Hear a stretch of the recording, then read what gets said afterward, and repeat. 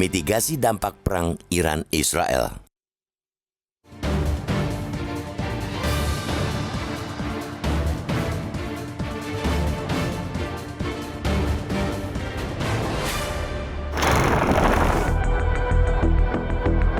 Tanpa terjadinya Perang Dunia III pun, menegangnya konflik antara Iran-Israel saat ini pun sudah memberi dampak nyata ke perekonomian dunia. Dua indikasi buruk yang telah terjadi ialah kenaikan harga minyak mentah dan anjloknya nilai tukar beberapa mata uang.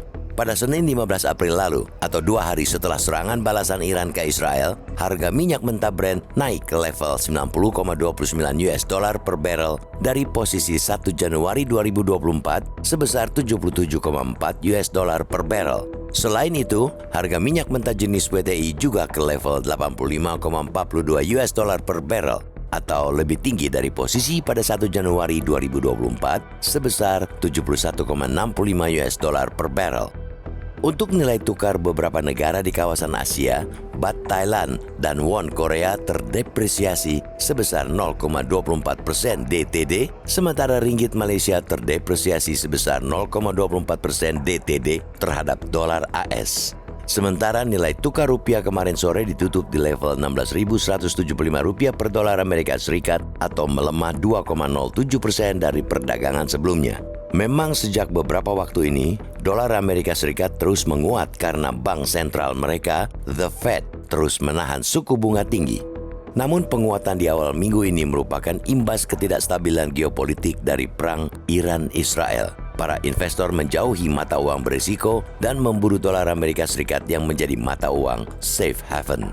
Kini dunia pun masih diliputi kecemasan karena Israel sesumbar akan membalas serangan Iran meski tidak ada korban jatuh di pihak mereka. Israel memulai eskalasi konflik ini dengan menyerang konsulat Iran di Damaskus, Suriah pada 1 April 2024. Serangan itu menewaskan 16 orang termasuk 7 Garda Revolusi Islam Iran atau IRGC. Jika benar konflik berlanjut, bukan saja mata uang dan harga minyak yang bakal mendidih, melainkan juga harga berbagai komoditas yang menggunakan terusan Suez, gandum, dan berbagai komponen alat-alat produksi dari Eropa sudah pasti meroket. Terkait dengan dampaknya ke Indonesia, berbagai langkah antisipasi harus segera dilakukan pemerintah. Langkah pertama, mencari sumber baru suplai minyak mentah. Hal ini penting karena Selat Hormuz yang menjadi jalur untuk impor minyak mentah kita dari Nigeria, Saudi Arabia, Angola, dan Gabon juga rawan terimbas konflik Iran-Israel. Saat ini, cadangan minyak mentah dalam negeri kita memang relatif aman, yakni mencapai 30 hari. Meski begitu, sumber impor cadangan tetap penting karena produksi dalam negeri kian tidak dapat diandalkan. Antisipasi kedua ialah kesiapan perubahan APBN 2024. Saat ini seluruh patokan rupiah dan harga minyak mentah di APBN 2024 telah terlampaui, yakni masing-masing Rp15.000 per dolar Amerika Serikat dan ICP 82 US dollar per barrel. Ini artinya defisit APBN 2024 yang pada Februari lalu diperkirakan sudah melebar 2,8%, bakal lebih parah lagi. Semua tekanan itu membuat pemerintah harus dapat menekan belanja di sektor yang kurang penting, termasuk menutup kebocoran anggaran. Pemerintah terutama harus bersiap dengan kebijakan subsidi BBM yang tepat. Pengamat memperkirakan gejolak harga minyak itu akan membengkakkan anggaran subsidi BBM hingga Rp50 triliun hingga Rp110 triliun. Hal itu jelas akan membuat pukulan berat bagi APBN yang sudah berdarah dan membuat kita dalam kondisi defisit fiskal.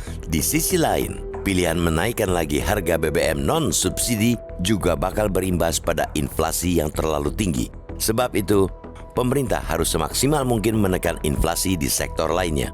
Selain memastikan antisipasi dalam negeri, Indonesia juga harus terus aktif mendorong peredaan konflik melalui berbagai jalur diplomasi. Ketika peran PBB semakin tidak bertaji dalam mengupayakan perdamaian, maka jalur multilateral lainnya juga bilateral harus dimaksimalkan. Saat ini, perang Iran-Israel ibarat membawa dunia kembali dalam era aliansi militer seperti berpuluh dekade lalu. Negara-negara bukan saja memperhitungkan dua suku yang berhadapan langsung, melainkan juga aliansi di belakangnya. Di tengah kondisi itu, peran Indonesia yang selalu berupaya menjadi jembatan berbagai blok justru kian penting. Diplomasi bilateral yang erat yang selama ini telah dijalin Indonesia dengan banyak negara merupakan modal berharga untuk menyuarakan perdamaian.